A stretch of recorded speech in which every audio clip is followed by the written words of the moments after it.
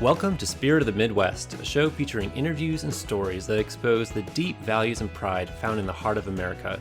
My name is Wesley Noble, and I'm here today with my co-host, Rike Hicks. And we are here with Brandon Rike, who is a graphic artist and does a lot of kind of a throwback to the traditional graphic artist in the way that it used to be known, or maybe even the purest sense of it. But he has a huge amount of work, and it's all fantastic. Does a lot of band work and so forth, which we're really excited to talk to him about. So Brandon, first, thanks for taking time to be with us today. My pleasure. Happy to be on. So right away, I got to ask, when we were talking just before the pre-roll and we said, how would you like to be referred to? You said graphic artist, and you used that term kind of a throwback to the more traditional understanding of graphic art. So how would you label yourself or even categorize yourself in that way? As far as is it like a generational thing, or is it a style thing? Like what categorizes the way that you really appreciate the way you work? Well, I guess with the label graphic design, it's sort of something that there's so many graphic designers today, and it's so easy to do a few things and then call yourself a graphic designer, because you can go to any industry, and sometimes just the basic title of graphic design puts you really low on the totem pole inside that firm or whatever. And then you could be creative director, and then creative director is kind of broad, and sometimes a creative director means that you're more like accumulating work from other creatives and stuff like that. And then creative is just sort of this really broad term. So I think that the idea of a graphic artist, it seems to encapsulate what I do a little bit more, because I kind of realize there's a difference between illustrator and designer, and an artist is somewhere it's the bigger broad umbrella. Illustrators, they sort of create stuff from complete scratch. They create something that didn't exist before. Illustrations designers are sort of using established fonts, established graphics, established colors or textures, whatever, and kind of making decisions on where all those things go. So I like the term graphic artist as something that was, it just felt a little bit more real to what I'm doing. While I can't call myself a fine artist by any means, and I can't really call myself an illustrator necessarily, I'm definitely not solely an illustrator.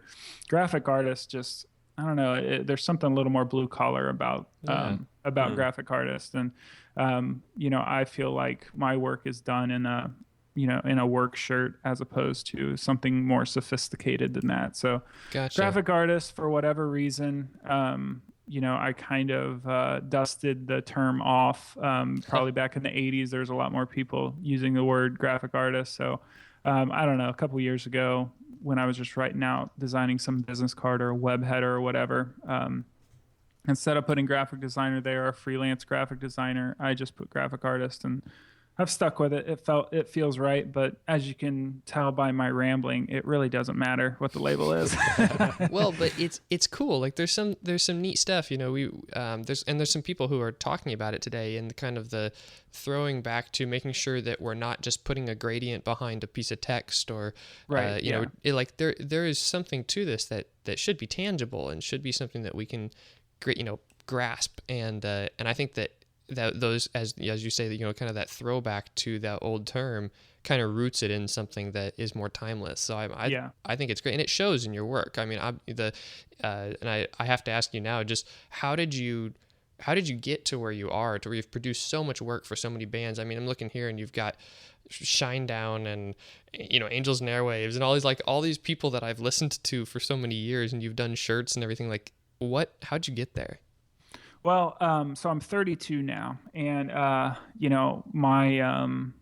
an artist. It was the first thing that I was interested in. When I was 4 years old, my mom recognized that I had an artistic talent, and her and my dad did everything they could to facilitate that. So I was just that gave me an identity early as my artistic talent. So for as long as I can remember, what I wanted to do with my life was be an artist for a living. I didn't know how in the world someone would be an artist for a living.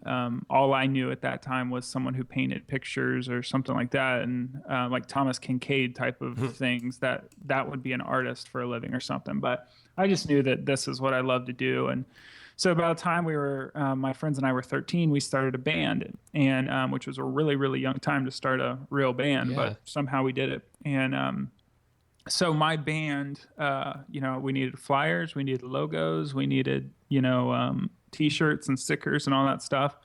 And obviously, me being the artistic one, I was the guy to do it. So I kind of just wrapped myself up in designing band logos and designing flyers and all of the graphics and stuff that surround a band. I was kind of fascinated by it.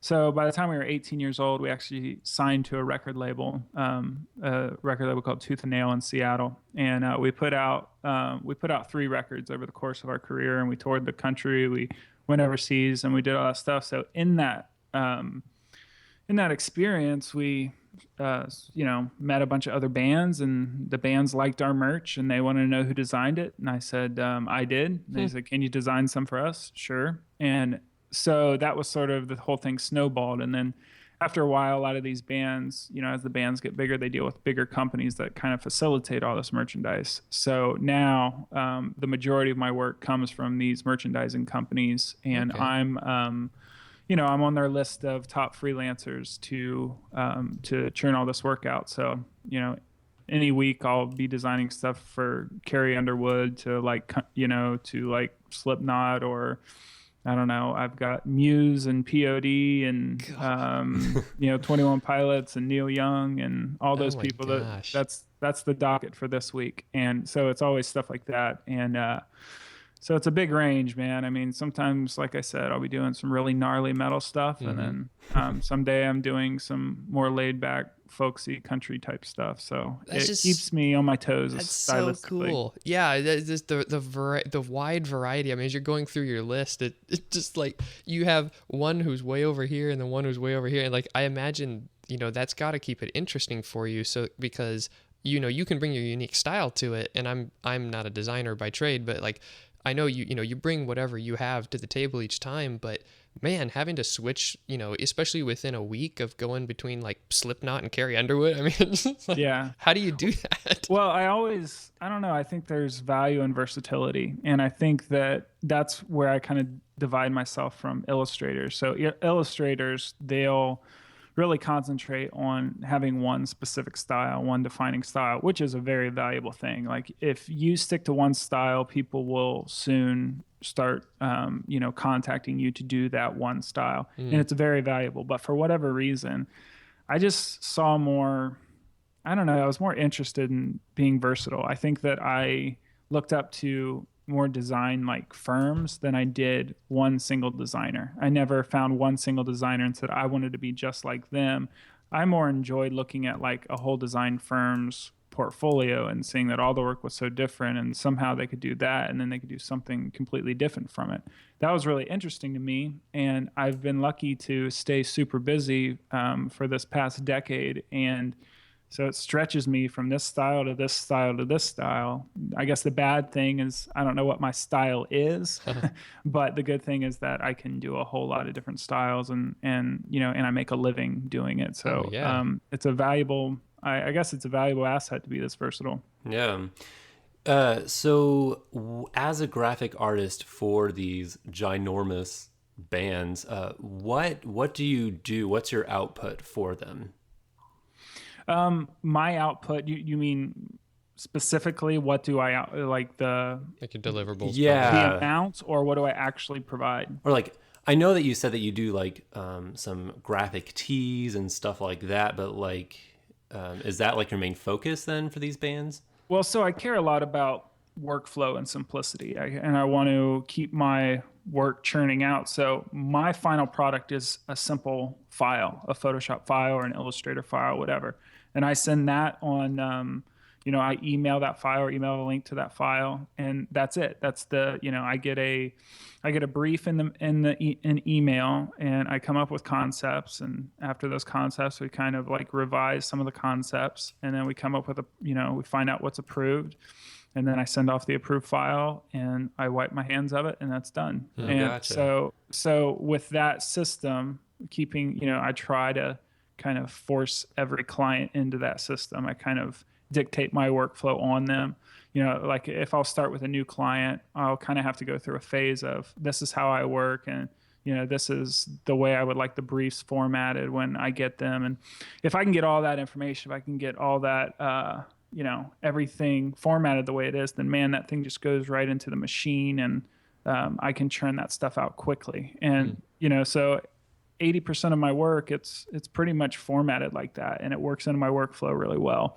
So, my work becomes much more like an assembly line than, I don't know. I always talk about artists who frolic around in a field, and I'm just not one of those people. I'm like regimented. I get this thing done, and there's definitely an assembly line mentality to the way that I work. And is that file, that output, in the context of like a shirt or like an album cover or a band logo? Like, I'm just trying to get an idea of what it looks like. It depends. I mean, most of the time it's like I have a canvas that's 16.5 by 20.5 inches. That is the size that Hot Topic dictates. So they're sort of like the number one retailer of band merchandise. At this, the other one is obviously tour merch, actually going to a band's concert and buying the t-shirt there. So I just work in a canvas that size, and I send out a file, and I call out the colors that are on that file. You'll probably notice that most of my work is, less than 3 colors. I keep the work super simple as far as the coloring goes. And that's kind of dictated by screen printing in general.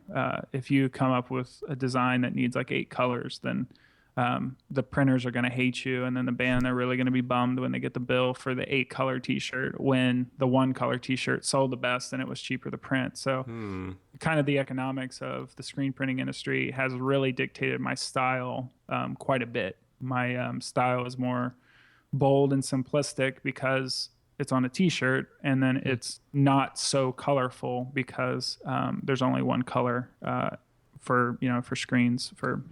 It's a cheaper shirt to print. And I don't know, my classic t-shirts are 1 color. So if possible, I try to keep things to 1 or 2 colors. Well, and I think it's interesting. I saw in your fun facts about yourself, you had you wanted to add a disclaimer to Paul Rand's quote that don't try to be original, just try to be good. And so, it really jives with a lot of what you're saying of you want to bring in kind of that personal style that you have and make an original work. But then the simplicity of it is, let's strip away the stuff that isn't needed and just leave like the essence of what the band is, and just totally. I love that. I think that's just such a great, because then you get a clean result each time. You're never going to get a templated result. And that I'm in the web industry, and I see a lot of templates, and so it's refreshing to hear someone who's a designer and say, let's just bring something to it and make each work unique. So one of the things we love to do is hear a little bit about the kind of, because I mean, you're an Ohio native, and you had a graduating class of 83 people I see on your bio, which is just amazing. And so one of the things that we love is to kind of try and draw out what about living inside kind of the greater Midwest area gave you that personal flair or that, that creative touch that you have. And you say you've kind of always been into this kind of stuff. So how do you feel like the pace of life or the size of town or whatever, like how did those things influence you in your kind of creative journey or process? Well, there's a lot of layers to this answer. I could write a book about the question you just asked me. Oh, you should. Yes. I might. So let me see. All right. So my town, like I said, it's called New Lebanon, Ohio. It's just west of Dayton, Ohio. So Dayton, Ohio is the city around us. So if you go west from Dayton, Ohio, if you're downtown Dayton, you drive west, you'll go through a town called Drexel, and that's pretty ghetto. And then you'll have my town, New Lebanon, and then you go further west, and there's a town called West Alexandria. Now, with Drexel being very ghetto and West Alexandria being almost all farmland, New Lebanon gets stuck in the middle of those two. So I like to say on one side is Eminem and on the other side is Toby Keith. So I grew up somewhere in the middle of that whole thing. And obviously, it's a small town. I love the small town. It's all I knew. So that was just the way we were. So I never like had any reason to look down on our town. I loved our town. Like I had an amazing childhood growing up. I had one of those childhoods where you you wake up and you get on your bike and you ride around all day long. You go to this friend's house, and then you two go to your next friend's house, and you two go to your next friend's house, and you guys are riding bikes around all day. Yeah, that's the best. I did that sort of thing. And so I had a great childhood. And, we didn't have a lot of money growing up. So I couldn't rely on, name brand stuff to like, be my character. My character was, I found an identity in my art.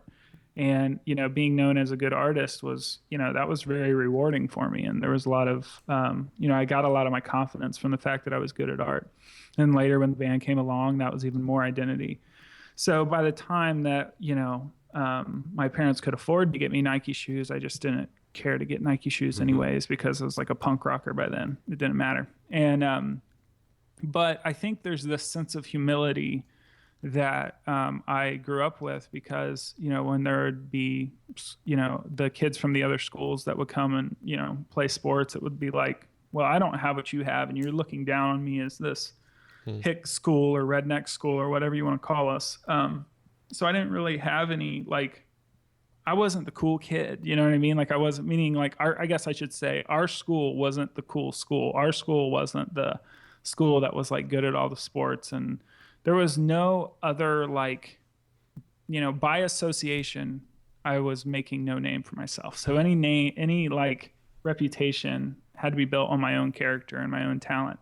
So I think there's a small town humility that's going to keep me from, for my ego to get too big, or for me to get too sophisticated or anything like that. No matter how much success I have, I'm still just a kid from New Lebanon, Ohio. And, there's this humility that's built into that. Now, I don't know if it's humble to talk about how humble you are. But, it definitely shaped me. And my, Dayton, Ohio was kind of established. There's a lot of people from Kentucky that came up to Dayton, and obviously a lot of locals that were there for the GM plant. So we manufactured cars. And when Dayton had its heyday, it was because we were manufacturing automobiles for the rest of the country. And, this was a time where people who worked at these auto factories were making really, really great, annual incomes. They were making a lot of money building cars. So there was a lot of pride in this manufacturing. There was a lot of pride in this assembly line that, you get done with work at 5 o'clock and they made a great product. Actually, there's an HBO documentary on Dayton's main auto plant. It's called The Last Truck. So you can go to HBO Go or HBO Now or whatever and look up. It's called The Last Truck, and you can get a really, really good feel of where I came from and what we grew up around. So my grandparents, they worked at that plant. And the reason I was in Ohio and not Kentucky was because of those grandparents. The reason my parents met was because my grandparents came up from Kentucky. So, wow. My mom, when one of her first jobs when we were kids, it was another auto plant. And I think she made steering wheels all day. And I knew that food was being put on my table by my two parents who had very blue collar jobs. So to me, work, there was sweat attached to the idea of work. There was exhaustion attached to the idea of work. Work was never like wearing a suit and tie, sitting at a clean desk in an office. That, like, whatever that sophisticated version of work was, it didn't make sense to me. So I think there's something in the back of my mind all the time about, if you're going to make a living doing something, you have to it has to be something that's going to exhaust you. Yeah. And I read plenty of business books that would tell me otherwise, but, I churn out all of this stuff. There's days where most people will not believe the amount of stuff that I churn out. And at the end of that day, I'm massaging my temples and I'm squeezing, right between my eyes, and I'm rubbing my face because I'm exhausted. And now, I'm not going to act like this was as hard a work as my mom or dad had to do to put food on my table, but it's hard work. It's creative work. It's demanding. It's a lot. It's pushing myself more than I ever thought I could.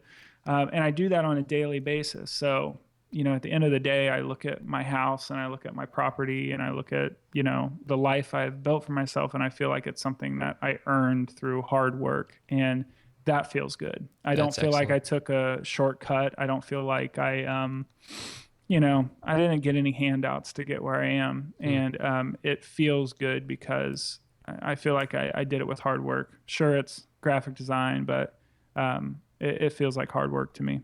See, my hat's off to you, because I was raised in a similar home where I watched, my mom stayed home with us, but then, I watched my dad do whatever he had to do to make sure that we had what we needed. And we're just raised with that understanding of that, I think flows through a lot of the Midwest of, the effort you put in, you can get an equal return if you're diligent and you're smart about it, and you ask for help when you need it. But it's directly tied to the amount of sweat equity that's within whatever you're doing.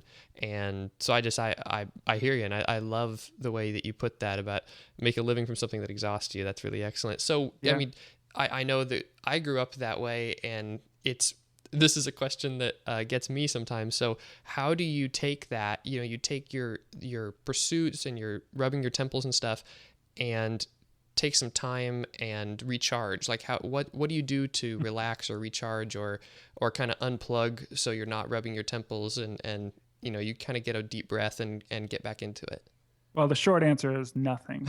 I'm on a treadmill. I'm on a hamster wheel all the time. And, but lately, I guess about past 3 months, I've taken time to meditate for 15 minutes every morning. So my morning routine is wake up, go into the shower, get dressed, go downstairs, get coffee, walk out onto our back porch, and I sit there with headphones on, and I use an app called Calm, CALM, and I do like a 15-minute meditation where essentially it's just me trying to stop thinking about stuff and breathing for 15 minutes. It's not, it's not that hippie, or it's not too, it's not too new agey. It's just a real simple sit down and relax for 15 minutes. And that's really what I need. I need to get to a point where I can just get my brain to stop, or at least get my brain to stop stressing. I definitely established a pretty stressful workflow for myself. And I mean, I'm still trying to fix it. I'm always trying to fix it. But the problem is that when you love what you're doing, that label of being a workaholic doesn't feel so like insulting. Yep. It's like, well, if you can do, it's like somebody who plays golf all day, or somebody who I don't know, like whittles wood, or whatever somebody's hobby is. Like, I get paid to do my hobby. So, that's my workaholism is a little more justified, not fully justified, but a little more justified. So yeah, what was the other part of that question that you asked before? No, I mean, I think you answered it. The biggest thing is like you said, it's that when you're raised with that kind of sweat equity equals results mentality, and then you do something, you find something where you can genuinely dig in and go, man, I love this. It's really, I think the relaxing or the rest or the deep breaths, you look different to each person, and and I love the idea of just kind of that everyday quiet time where, whether that's listening to, whatever sounds come through that app for 15 minutes in the morning, or for some of us, it might be morning prayer time, or, whatever it is, like having something that you get a regular interval of downtime, I think is just such a big deal, and it's so overlooked in our society. Like even the way that Sundays have changed, historically through American history, where it used to be just kind of understood that people weren't going to be doing much because that was their time to take a break. Yeah. And that goes a long way though, because that's the mental health and everything that brings, and the creative. I imagine you see a fairly good boost in your creative energy when you get up from that, and you're like, okay, now I can take on anything. Yeah, I think so. I mean, I think that if I don't see a boost in creativity, I definitely see a decline in creativity when things are a little bit too mashed together. There is a moment where the deadlines are too crazy that I can't even be creative in those. So it's, there's projects that'll come along and be like, we really need this today. It's like, well, there's no room for me to be creative, and there's no room for me to enjoy this today. So I'm just going to get you work that solves your problem. And there's not really going to be any inspiration behind it. It's just getting it done. But sometimes that work is fine, and sometimes that work is really good too. So I go back and forth. I think one of my biggest struggles is trying to decide if I'm doing better work, if I'm doing it quick. I think I can make the statement that getting more time doesn't necessarily make work better. I think that there's instincts that we have that we can rely on if we have to churn something out in an hour, or if we have to churn something out in a month. I think that those initial instincts that we'd probably throw together in an hour are still pretty good. And I don't know how much more we're going to polish them up with another 29 days.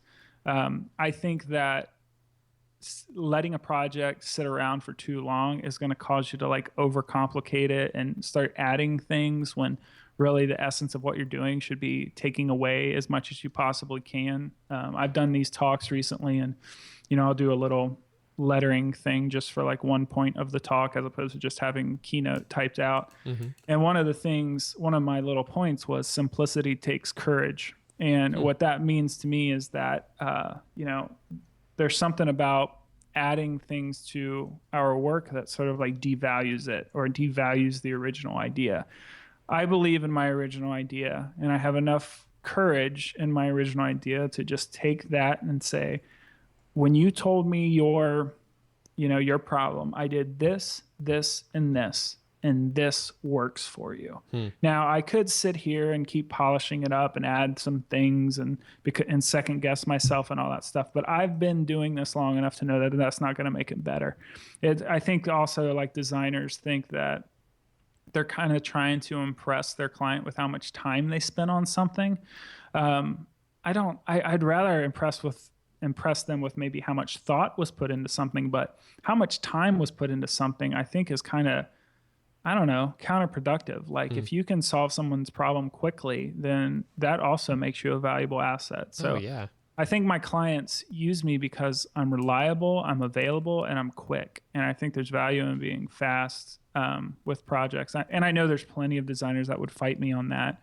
But me personally, for the success that I've had in this industry, speed is pretty valuable.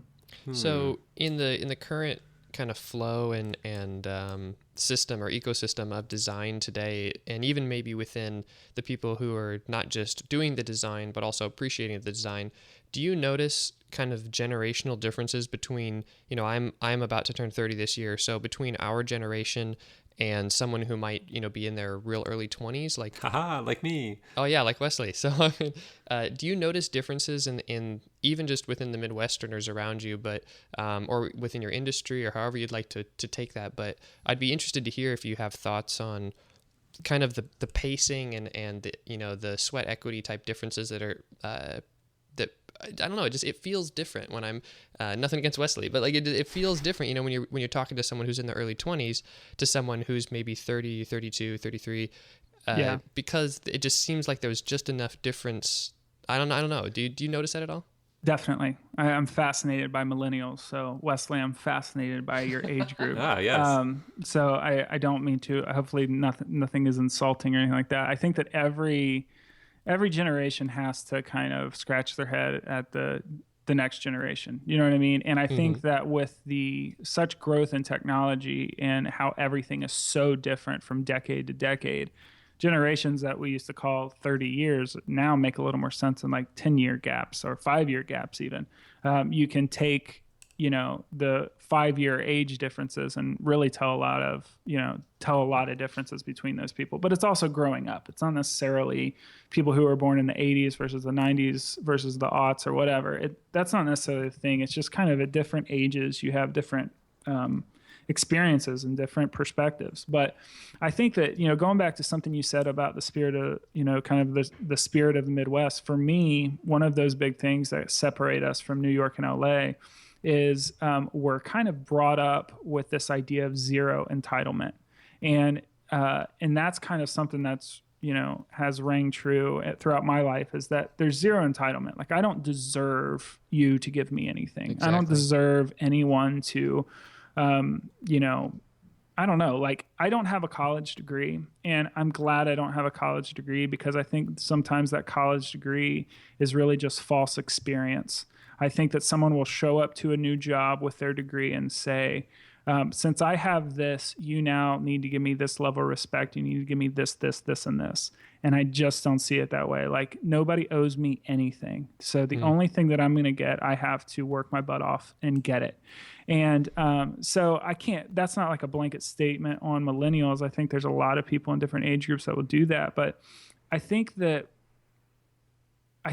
this surplus of technology and capability has sort of like, it's taken the idea off of the work you put in to the things you can come up with. So I think a lot of times millennials, or I don't know if that's a term that people use. Oh, yeah, it totally is. Yeah. So millennials will be really proud of their ideas, of their possibilities and things that can happen. Well, I would say the generation older than me is really proud of the work that they can do, the amount that they can sweat and actually churn things out. So sometimes it's like there's a million ideas for something, but the ability to make nothing. So I would rather, I don't know. I want to find the balance between it. I was born in 1983, and when I look Wikipedia up, they put me right between Gen X and millennials. So I think the break is 82, 83, somewhere around there. So I was born January 6th. So that is 6 days before I was born. It was 1982. Nice. So I'm right there, 82, 83. So that puts me right in the middle. And I guess I would say I have the work ethic of a Gen Xer, but maybe I have the ideas and the entrepreneurial spirit of a millennial. And, I've met a lot of millennials who have all this entrepreneurial spirit, but they don't really know how to put it into practice. They just know how to have the idea. But then I'll meet Gen Xers who can work their butt off, but they don't know how to think up a new idea or think up a business idea or something like that. And so there's some balance in between there. There's value to both. Like, there's value to a generation that, has always seen technology as an extension of their self. For me, I watched this internet become popular. I watched Windows 95 come out. I watched, I watched all this stuff happen at a time where, 2 years before, I was thinking all I could design graphics on were with markers on a piece of poster board and cut that out and then place it over top of another image. Like, I was actually doing the physical work that Photoshop and Illustrator now do. But so millennials now, they've just seen it as always that way. Facebook and the internet and all that stuff has always been there. So maybe they take it a little more for granted. I think that as time goes on, we're going to forget more and more of what it's like to work with our hands and what it's like to sweat through our work. That's why you're going to see all these hipster pop-ups of, artisan goods and handmade things, because it's kind of a response to being like, well, I've been on my phone for so long, and now I've come up with this amazing idea to not be on my phone today and make something with leather or make something out of wood, as if it's this brand new idea that people haven't been doing for ages. So it's gonna be this constant response of, okay, we've gone too far technologically. I have to strip things back down and be more primitive and have a more primitive approach to creating things. And it's always going to be that push and pull. And so I don't know. I mean, I've got stuff to learn from millennials for sure. But I do think millennials have to learn from the people that come before them. They have to learn what it's like to truly exhaust yourself with work before they try and come up with an idea that they don't actually know how to do the technical work for. It's so good. Seriously, when are you writing that book? I don't know, man. One of these days. And I have a question. So, as a millennial, right? That's what I am. Yeah. How does my age group learn that hard work and get that balance that you are striving for, would you say? Okay, let me ask you a question. Yeah. How would you say that you don't know the hard work? Why would you say that you don't know that work? Well, I don't think there is anything at all. I think it's just doing hard work. I think it's more of a mentality that you just adopt and you just do it, and there's just not a whole lot of technique to it. Yeah. Is that? No, I think that millennials have a odd situation where they kind of got brought up without having to, I don't know, like, did you guys have chores growing up? Did you guys have to like, you know what I mean? So I don't know. I mean, it sounds really pretentious for me to say this stuff. I guess I don't mean it that way. I guess it's like, as far as I knew, the only way you can make money was by working your butt off. And I think that millennials have learned that you can make money by creating Facebook and then get like billions of dollars. So for me, it was like when I was a kid, I've always talk about this with my wife, because there was this year where, I mowed one lawn for $20, and then I really started doing the math. I'm like, man, if I mow this many, I added up. The math was that if I can make $2,500 that summer in 3 months, if I mowed lawns at this rate or whatever. I mowed like 1 or 2 more lawns after I realized all that. But it was this idea of like, that's the only way to make money. So now there's this residual or passive income that is now available, where if you create one good idea and you do the work once, and then you continue promoting it and pushing it and spending all that time forcing this thing in the eyes of other people, then one day you'll get a big payoff. It's even like you can have a startup and not put a valuation on the startup or not make any money with that startup. Then a company comes in that wants to buy you, and then they'll place the valuation on you. So it's this thing of like, I've never experienced a passive income. The most passive income I've ever experienced was something through like an online class. So that was, I did the work once and then I got paid multiple times later. Other than that, man, I'm churning out t-shirt designs and that pay relatively low to make an annual income with. So the only way I know is to constantly push out goods and to create one thing and to sell it for one price, and then create another thing and sell it for that price, and one after another. So that's sort of like the basis of what I view work as. Now, with that said, I've had plenty of peers who create one product and then just make tons of money off that one product. So they work once and get paid several times. I work once and get paid once. I work once and get paid once. So I think that there's so much opportunity now that millennials feel like they have to take advantage of that, which I don't blame them for. So like, I think there's a lot more ideas. I just have to make this one app and it's going to blow up. I have to make this one stupid YouTube video and it's going to blow up. I just have to do this one thing, and then the money is just going to come rolling in. And for some people it has. For Mark Zuckerberg it did. For Kevin Systrom, the guy who made Instagram, it did. For all those people. So I think that the fact that temptation, I shouldn't call it temptation, it's not a negative, but that opportunity is on the table, completely scatters a millennial's mind on what work is and what occupation is. I think that's a super healthy way to look at it, because it's kind of the difference between the residual income, whereas you look at it as more of, you have residual creativity, you have residual effort that you can apply, and that's what you're going to get returns on, is that, tapping into that reserve, creating a new thing, and it allows you to fail a little bit more, without as much risk, because now you can create 20 shirts, and if one of them doesn't sell, you have 19 more, as opposed to spending 20 years on one thing and then, that being it. Yeah, my creativity didn't fail. My creativity's still there. Just one little product that I made with my creativity didn't work. So it's kind of like my creativity and my work ethic becomes the commodity.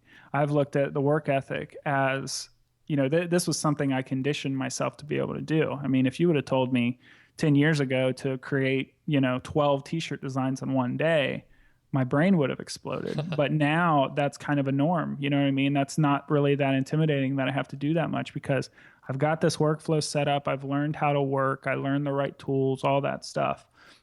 So I work fast now. But so that creativity and this whole workflow system and this whole way that I work becomes this asset that you can kind of plug some stuff into. So if your company needs rebranded, well, I just use this machine that I've been working on forever. And you know what I mean? And I just churn, and I refer to the machine a lot, because that's kind of what I've turned myself into. I just send it into the machine. I'll be emotionless. I'll just get it done for you. You know what I mean? I'll be low maintenance. I'm not going to email you back complaining about not being able to be creative or not letting my voice be heard and that stuff. I just get the work done. There's not enough time to just gripe about these projects. I get it done, and I'm reliable for people. And I've, here I am, and I'm in Columbus, Ohio. Columbus, Ohio is not a blue collar city by any means. Like most of the big industry around Columbus is, well, it's the Ohio State University, it's Nationwide Insurance, but then it's also like the Limited Group and Abercrombie and Fitch. So half of mall stores, they're pretty much based right here in Columbus, from Limited, Express, Abercrombie, like Justice and Brothers, and Bath, like not Bed Bath & Beyond, but like whatever the other bath thing is with candles and stuff. That's all based here. And so the mentality here in this city is a little more, I'll just say white collar. So it's a little bit different here. So here I am just still trying to use my Dayton, Ohio roots and my blue collar roots. And I kind of live a little bit more of a white collar lifestyle, I guess. You know what I mean? Meaning like I don't actually get my hands dirty for the work that I do. But, when my parents came home, their hands were filthy and they smelled like the factory they had been working in all day. So I have to kind of honor that upbringing and I know that my mom and dad, they were teenagers when they had my brother and I. So I have to honor that, that hard work that they did to, so that my brother and I survived. And, my brother and I are living good lives now because of the sacrifice and the hard work that my parents did. So for me to have some snobby job today, I would feel like I'm dishonoring that. So I try to make sure what I do stays hard work and that I feel like I earned whatever I get. That's great. And as a last question, what advice would you have for your younger self, Brandon? Well, I guess I'm a really lucky guy that would say stick to it, like enjoy it, have fun with it, stay excited about this. I'm lucky that I haven't made any big, huge mistakes. Like I didn't take any bad career paths. Like I got out of my band before it really screwed anything up. Had I stayed in the, I've been with my wife since I was 16 years old. Wow. Maybe that relationship could have got messed up if I stayed in the band too long. That's kind of the only threat to my career that I've ever really had was that decision on, do I stick with music or do I go back to my main love of design?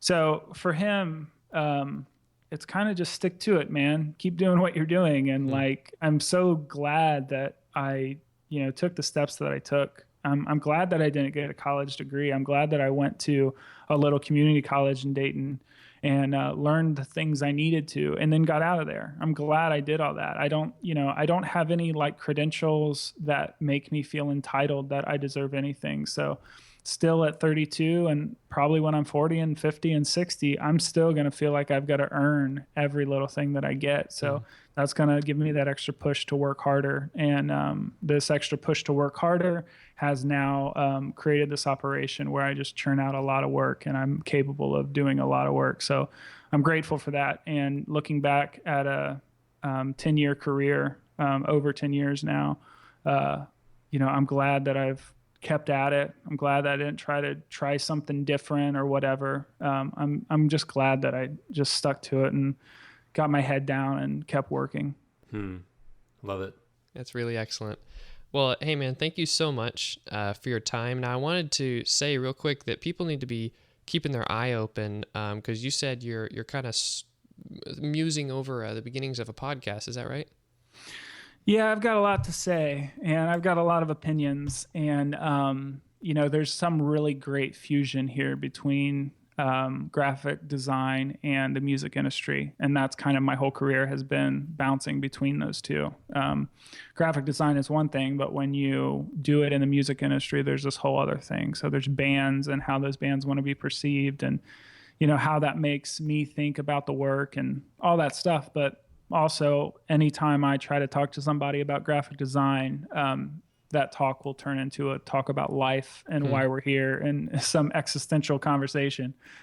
So I think that, my wife has heard everything. My wife has heard every every gripe that I have. So instead of driving her nuts or, trying to have these heavy conversations with family members when we're getting together for Thanksgiving, maybe it would be better if I just talk into a microphone and hope that there's some public out there in internet land and podcast world that will take some interest. So I think I'm going to do it. I'm still working on the name and working on all that sort of thing. I hope there's an audience out there for it. I hope there's people who want to hear what I have to say. And I hope it's something that I can find some time to be really diligent with. Yeah. Well, I mean, you let us know, because I will definitely listen into that. That just sounds fantastic. Awesome, man. I need all the help I can get. All right. Well, thank you so much for your time. We really no appreciate you taking time out of your grind to talk with us. And for all of you, you can get to know Brandon over at Brandon Rike, RIKE.com, or on the Twitter at Brandon Rike.